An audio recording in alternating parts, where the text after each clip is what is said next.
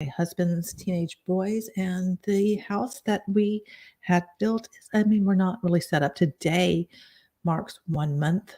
Today, we moved like all of our big stuff into the house. Tomorrow will be 1 week since the boys came to live with us now that we have full custody, which is, really exciting. And this is a video, well, I guess a live stream I have meant to do. And what can I say? Busy, haven't. So there's that. And I'm really not expecting anybody to hop on because my typical content is anti MLM, anti multi level marketing. And right now, given that we just moved, that my office is going to be a few months before we can actually get it up, set up and the foam on the walls, all the things. So, yeah. And I forgot where I was going with that. But anyway, I did make a video earlier, I guess a couple of weeks ago, about the Summer Wells case. If you are not familiar with the Summer Wells case, she went missing June 15th of this year. When all of this first went down, I kept seeing this girl's face pop up, on my feed. And since we were like preparing to move and everything, I really didn't have time to investigate it, but I have since then. And I've honestly been, I guess you would say, binging a lot of people's videos about it. And, I've been thinking about it a lot. It's just one of those cases that for whatever reason, a lot of people have connected to. I mean, I know I have. And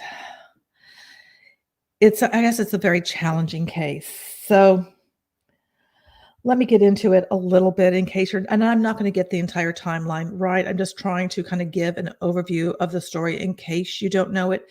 There's a lot of moving parts. There's a cast of characters, and it almost seems like there's more people every day coming out. I mean, okay, maybe that's an exaggeration a bit, but just a cast of characters. So there's Summer, the girl who went missing, her three brothers, her mother, Candus, Candus's mother, also known as Candus, or she goes by Candy, Don or Donald, Donnie, that is Summer's father.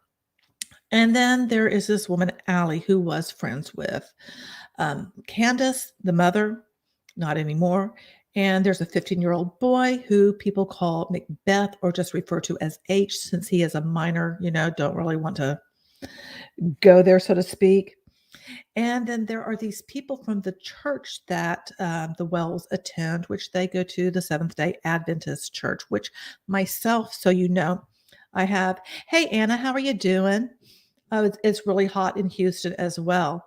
So that in my background, I have a master's in anthropology. My undergrad is in sociology. I minored in theology. I've always had an interest in belief systems. I also have a master's in instructional design, which means design and developing of training, like online courses. So if you've ever had to take compliance crap, it's all online. There's somebody behind making that stuff. That's me. Not that I'm doing yours, but that's kind of the stuff that I do professionally.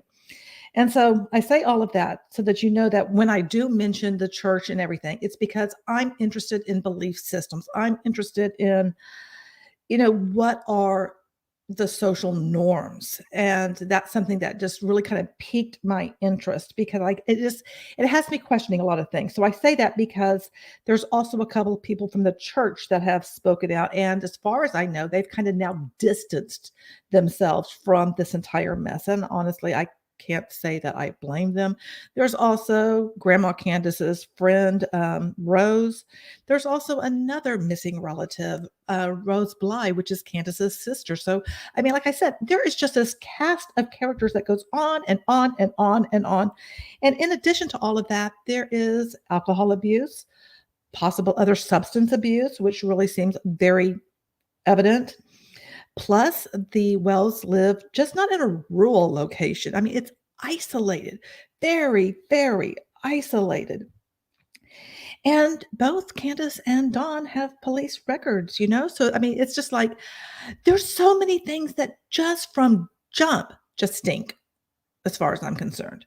Now, I think there's been a lot of people, and I'm so glad that a lot of people have covered this case. 2 videos I made are about other missing children from Tennessee because, I do think every child does deserve a voice and people to be speaking out. This one, like I said, is getting a lot of attention. I have watched most all of everything that the Interview Room has done. If you haven't seen his stuff, you should, because he has interviewed Candus, the mother, and also a phone interview with Don, the father. And it's just like trying to unpack all of that. I'm still reeling. And I've watched Police Off the Cuff. There's another channel, AB, and usually he has this Tiffany Marie is on. I listen to them. I listen to these people oftentimes, different YouTubers as I'm falling asleep. Those are some of the ones. Who else? Oh, Zav Girl. She's done True Crime Rocket Science. I discovered him when I started looking at the Shanann Watts case. And I looked at that because my background, I was a Hunbot. A Hunbot is somebody who was part of a multi-level marketing company. And it's Hun because of the Hey Hun messages or Hey Girl messages. And then bot because you're robotic because it's copy paste type stuff. And so I've looked at the Watts case from the multi-level marketing perspective, which true crime channels kind of just gloss over that. And since, been there, done that, and I've been covering that for a couple of years, I have added in a lot of, I think, details surrounding that because multi-level marketing really transforms who you are. Tremendous thought reform.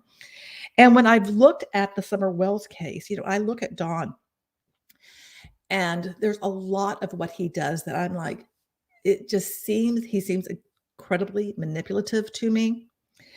And really just trying to, I guess, lead us down the path that he wants us to believe, which is she was abducted by a stranger. And I don't buy it. I don't buy it for a minute.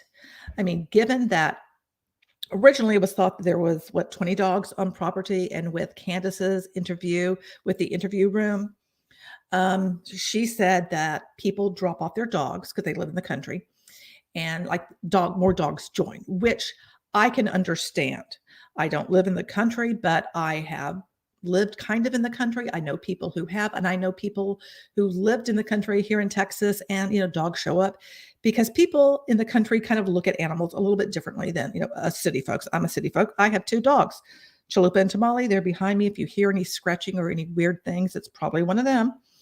Anywho, so when I looked at the dogs, I thought about animal hoarding, to begin with. But now thinking about like, oh, okay, if dogs are just dropped off because they're no longer wanted, which I would never advocate for that. I think it's terrible. And they end up on the Wells property. But these dogs make noise. So how is it that the driveway, if you have, I'm sorry, I'm not showing you any pictures or anything, because I'm going to presume that you have some kind of background in it, or that you're a smart person and you can like use Google and, find some images on your own. The house kind of sits up on a hill, and the driveway is precarious at best. And there was just no way, especially after seeing the Interview Room's interview, those dogs make noise. And dogs overall do make noise, especially when strangers come around. Now they will settle down, but I don't buy it for a minute that anybody could sneak on up into that property and be able to use Candus's words, lure Summer out from the basement, which, I mean, when I saw the conditions of that home, I was just like, oy and bay, holy moly. Because I'd already looked at the pictures and it's like, okay, that doesn't really look like a floor, and it's not. It looks like it's plywood or something. But the conditions are, just not good, and it just really hurts my heart for the children.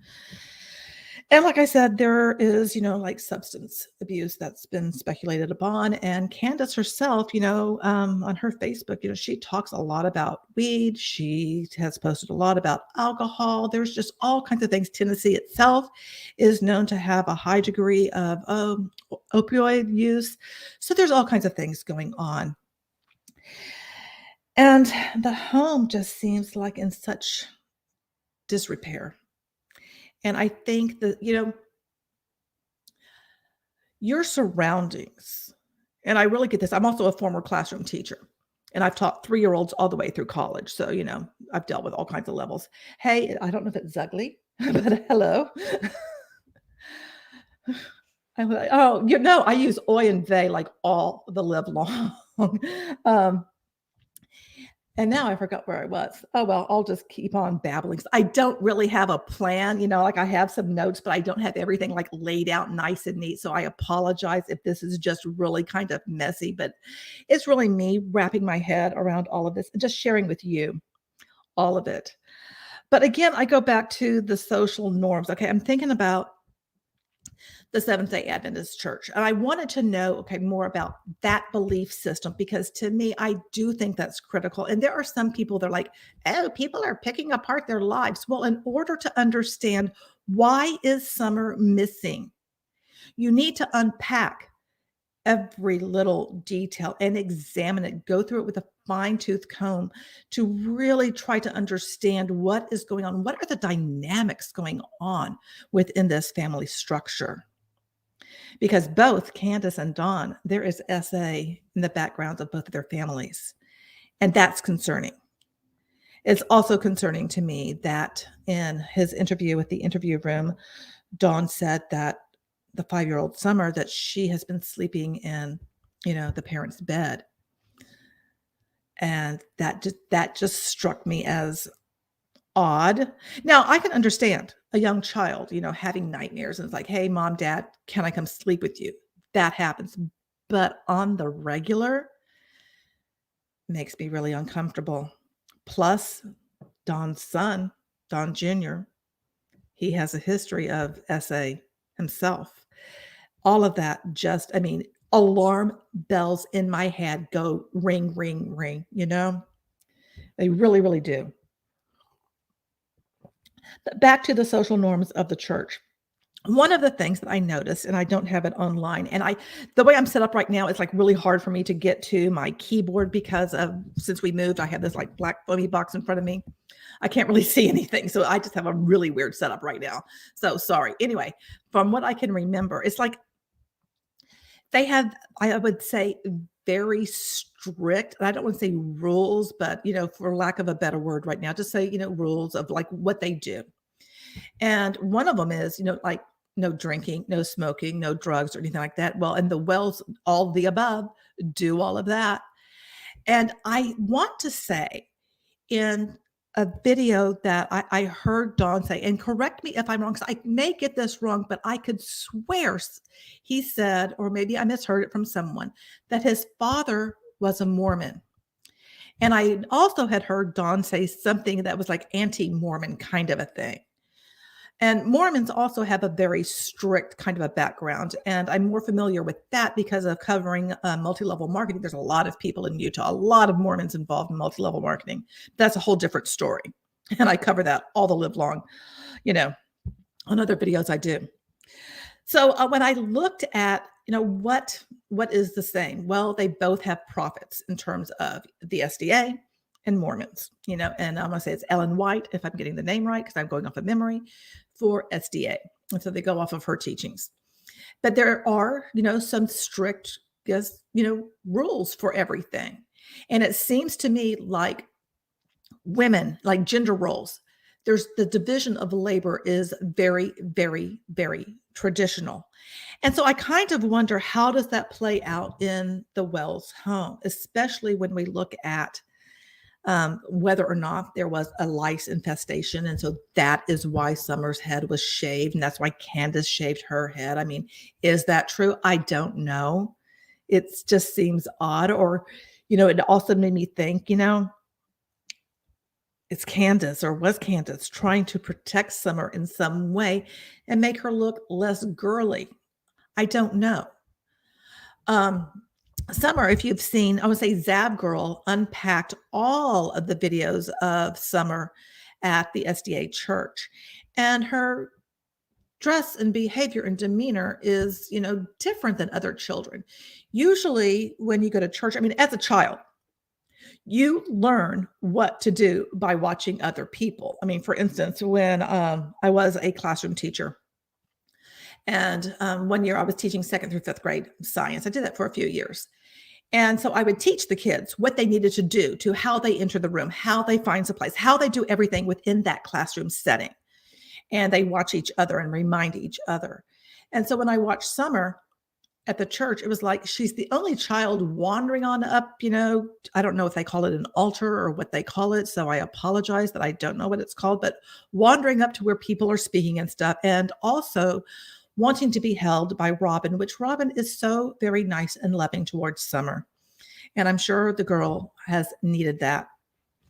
So looking at that is just very odd because, again, it made me think of like, what are the social norms? Is it acceptable within SDA for kids just to wander up like that? Or is this more of an offshoot from this family? I'm just kind of like looked at it. And as I watch things, it's like I really didn't see other children behaving in this way, which would make sense because traditionally for any church, you just don't see that, You just don't. So why is Summer missing? Why? What would cause her to just poof, vanish? And the only thing that I can conclude is that there's darkness surrounding this entire case. There's darkness surrounding Donnie. There's darkness surrounding Candus and their extended families. There's just so much darkness. It just really seems like there was something to hide, something that they did not want to get out. There's no way, because Candus in her very first interview was like, oh, I was gone for 2 minutes. And 2 minutes could mean 2 minutes. It could mean 10 minutes. I mean, haven't you said like, oh yeah, I'll be there in 2 minutes. And it's not exactly a time period.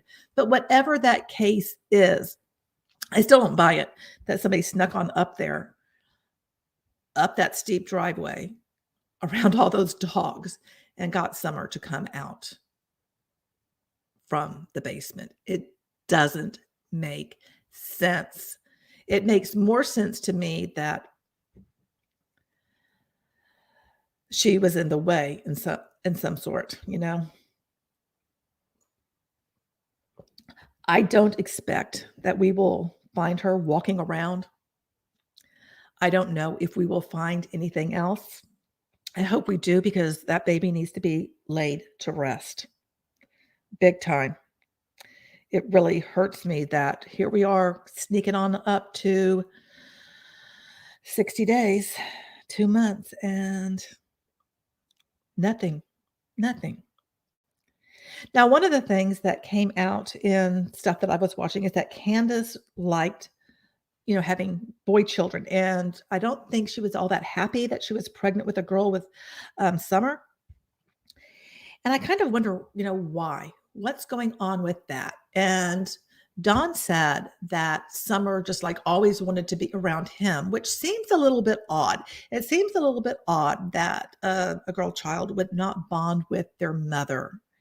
Everything that Dawn says about Summer, there's something about it. It just makes my skin crawl. In the first interview with him saying like, something like, oh, she's a great young lady. She's a child, Dawn. 5 years old. She's not a young lady. She's not a preteen. She's not a teenager. She's a baby. For goodness sake, it's not until, a child gets until about 3rd grade, which is about 8 years old, that they start having a sense of doing things on their own, a little bit of independence. Before then, they're very needy. They need a lot of direction because they can't do a lot of stuff on their own, and they have the attention span of a gnat. Let's just face it. That's pretty much how it is. Drinking coffee, guys. So if I pause, it's because I'm drinking coffee.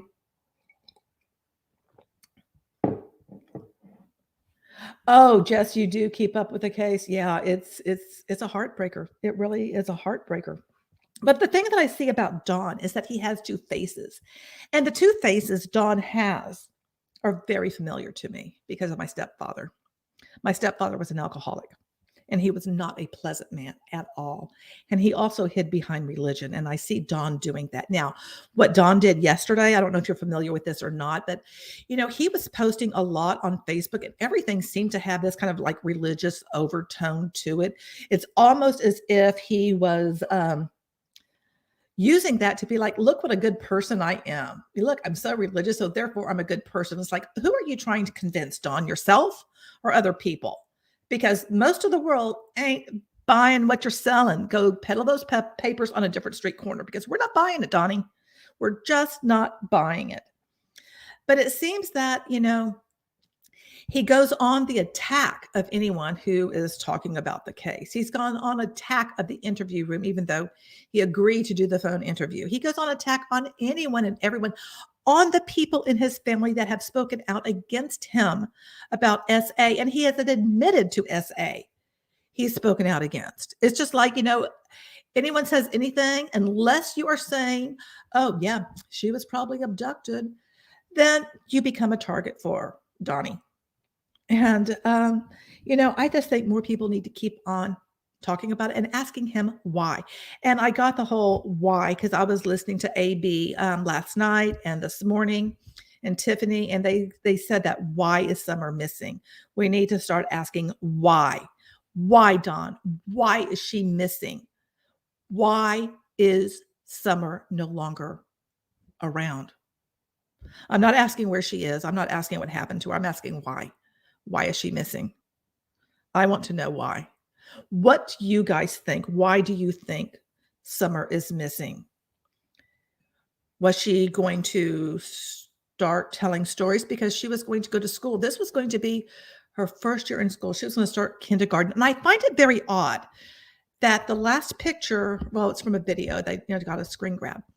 But the last outfit she has on are the clothes that she was going to wear the first day of school. There's something about that just, my spidey sense just goes, that seems odd. Because, as a mother, I would want my child to have the opportunity to wear the clothes, to go to school. And I'm kind of like, okay, did she wear those because Candus knew that Summer was not going to have an opportunity to wear them to school, but she wanted her to have the opportunity? Because I found it really weird that the clothes that were bought for Summer for school were in Grandma's truck. I mean, come on. Who just leaves stuff in their car, in their truck when you go shopping? Don't you bring your stuff inside? You don't just leave stuff out there. You bring it in, put it up. Now, granted, okay, their home is a disarray, but most people put stuff away. Why would it be kept in the truck? I found that odd. Very odd. Now, there was something also that, and I don't know the timeline on when the clothes were bought. I want to say I heard something that they were bought that day. I'm not sure if that's right or wrong. If you know, let me know, because I honestly don't know. And if it was bought that day, okay, I could buy that. Well, okay, she went swimming. She needs, to put on something that's dry. I could buy that, but I don't know if that is the case. You know what I mean? So anyway, there's just all something about it that stinks. And Dawn's two faces leaning into religion. There's something about that feels off, because, I want to say that, and I'm going off of what I heard, my memory. Like I said, I don't have all these notes written down of everything because I've watched so much stuff, that he was raised Baptist, even though I think he said that his father was Mormon. I don't know. It seems like there's been different religions within the family structure. I'm not sure. And I don't know what Candus's religious background is. But all of it, to me, stinks to high heaven. And I want to know, why is she missing, Dawn? Why do you go after people who are wanting to know what happened to your daughter, who are not buying the narrative that she was abducted by a stranger? It makes zero sense. Zero. And if people are believing that, oh, yeah, easily a stranger came up there. It's like, oh my gosh. People, stop. That just doesn't seem the case. It just really doesn't. And I want to really know the role models that Dawn and Candus had.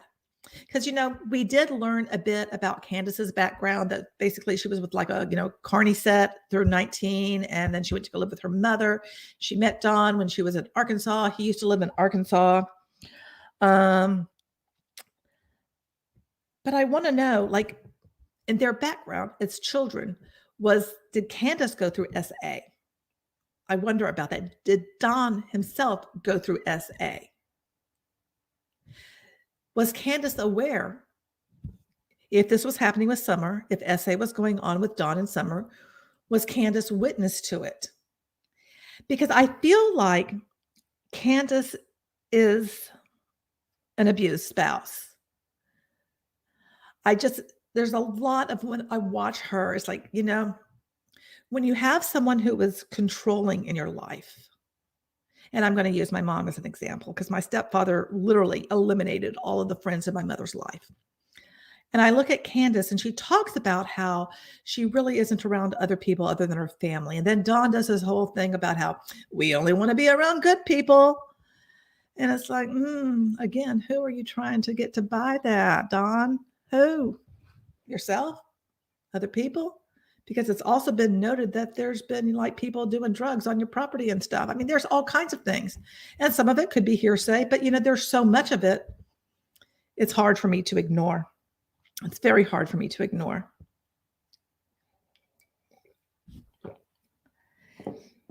And the thing is, I don't know if we're going to get any answers anytime soon. I really don't. I want people to keep talking about it. I want the people who are former police officers to continue talking about things because they add a different flavor to it all. But I do feel like we need to go through everything about Candus and Don with a fine-tooth comb. And I really feel that Candus needs to know that if she knows something about what happened, if she knows stuff about the relationship Don had with Summer, she needs to speak out. I think if she is in an abusive situation, mentally, emotionally, physically, whatever type of situation she's dealing with, I think people would be more understanding in some ways with her. Because, honestly, you know what? If you're in that situation, that might kind of provide a reason why she would, get high and drunk as often as she did, It might really provide that because maybe you're just trying to escape. And maybe she felt like she had no out.